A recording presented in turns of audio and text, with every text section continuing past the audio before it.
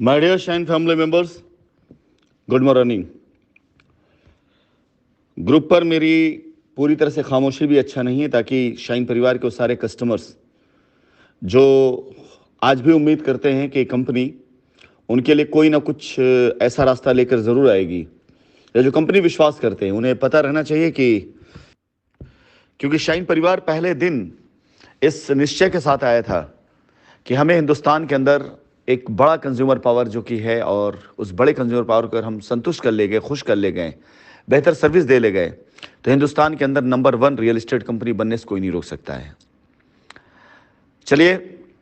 आपसे यही कहना चाहूँगा कि आप धीरज रखिएगा, बिल्कुल परेशान मत होइए। न्यायपालिका से बहुत जल्द आप सभी लोगों के लिए जो रास्ते मिलने वाले हैं, हमारी भी कोशिश है कि कस्टमर्स के हित के लिए सारे रास्ते हो। लेकिन अभी जो FIRs मैं आप सभी लोगों को शेयर कर रहा हूं, इस तरह की कुछ FIRs जिनका कोई सिर और पैर नहीं है, इन्हीं FIR के चलते, जिन्होंने भी FIR कराई है, इनके चलते ही आज की तारीख में आपका काम जितना लंबित हुआ है, उसके पीछे मुख्यतः कारण यही सब हैं। FIR से मुझे एतराज़ नहीं है। अगर कंपनी कहीं से गलत कर रही है, कंपनी ने किसी प्रकार से किसी से कोई छल किया है अगर, और प्रूव होता है, तो FIR बिल्कुल करना चाहिए। कोई भी हो, हम हो या कोई भी हो, अगर किसी साथ गलत करेगा तो उस गलती की सज़ा मिलनी चाहिए उसे। लेकिन ज़रा ऊपर दी गई दोनों FIRs, एक मिथिलेश सिंह की FIR को अगर आप पढ़ें, तो इस FIR में मिथिलेश जी ने बार बार जिक्र किया है कि पैसा उन्होंने दिया, 1 लाख दिया, 8.5 लाख दिया, लेकिन किसको दिया है? ना तो कंपनी के अकाउंट में पैसा दिया है, ना कंपनी को पैसा दिया है। और एक वो कहावत है ना कि मीठा मीठा सब गप, कड़वा कड़वा थू। यानी अब 1 लाख रुपए पर 56 लाख रुपए का क्लेम, और अगर 56 लाख रुपए नहीं देंगे तो इनको 56 लाख रुपए दे दिए जाए, बाकी लोग चाहे उनको मिले ना मिले। और 8.5 लाख, उसके बाद भी एक तरफ से इनका ये कहना है कि 1 लाख रुपए देने के बाद 56 लाख रुपए नहीं मिला, और उसके बाद भी इन्होंने 2017 में 1 लाख दिया, 17 के बाद 18 हो गया, 19 हो गया, फिर उन्होंने 2019 में फिर से बताया कि 8.5 लाख फिर से दिए इन्होंने। अब इस प्रकार के व्यक्तित्व जो FIR में लिखे गए हैं, उसके आधार, उसके तथ्य क्या है, इसके बारे में नहीं पता। और आरोपी बनाए गए जो लोग हैं, इनमें बहुत से ऐसे लोग हैं जिनका मिथिलेश जी से सिर्फ इतना ही वास्ता था कि ऑफिस में आने के बाद इनको चाय नाश्ता पानी वो लोग करा देते थे। तो जिन लोगों के हाथ से चाय नाश्ता पानी इन्होंने किया है, उनका नाम ये जान रहे हैं। जो लोग आकर इनको इज्जत देते थे, प्रेम से बात करते थे मैम मैम करके,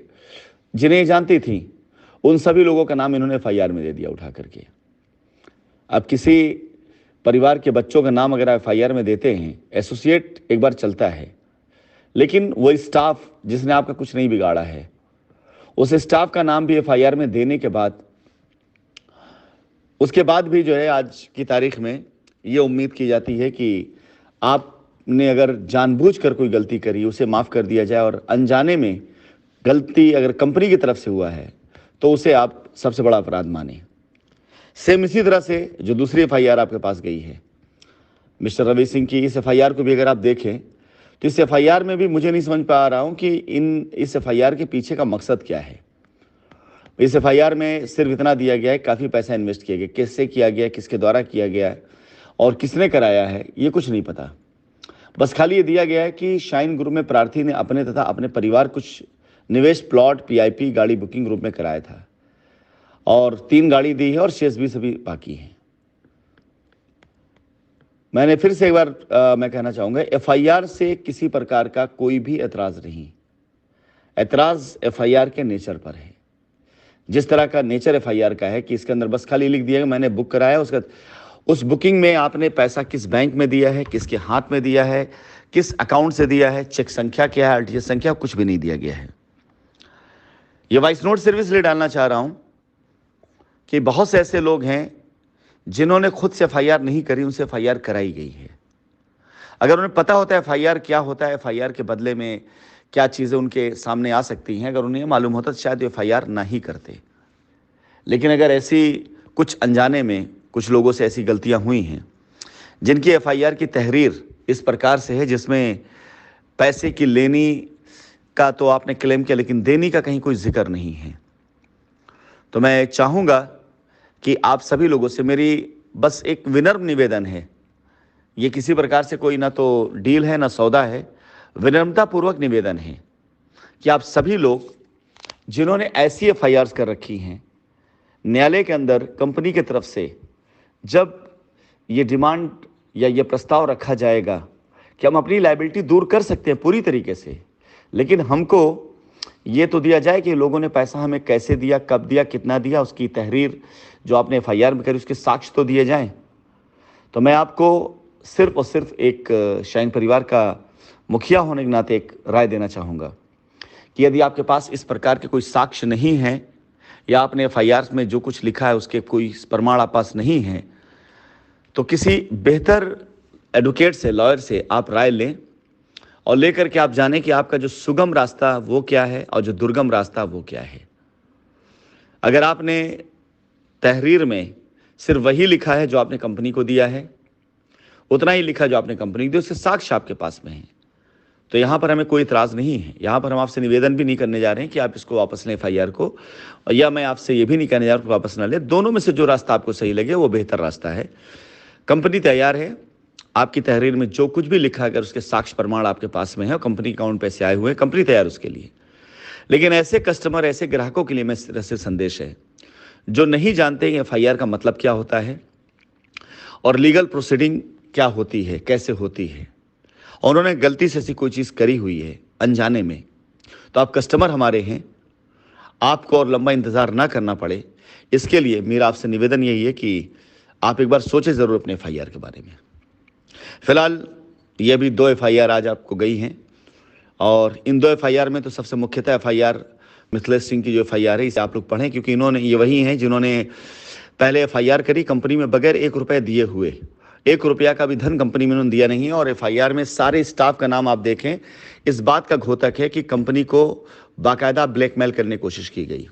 मनोज कुमार श्रीवास्तव का नाम इसमें इसलिए दिया गया है, शबी का नाम इसलिए दिया गया, शकील नाम इसलिए दिया गया कि प्रतिदिन बैंक अकाउंट सीज होने से पहले प्रतिदिन इनके अकाउंट में कंपनी के स्टाफ की तरफ से पैसा ट्रांसफ़र किया जाता था। अगर आज कंपनी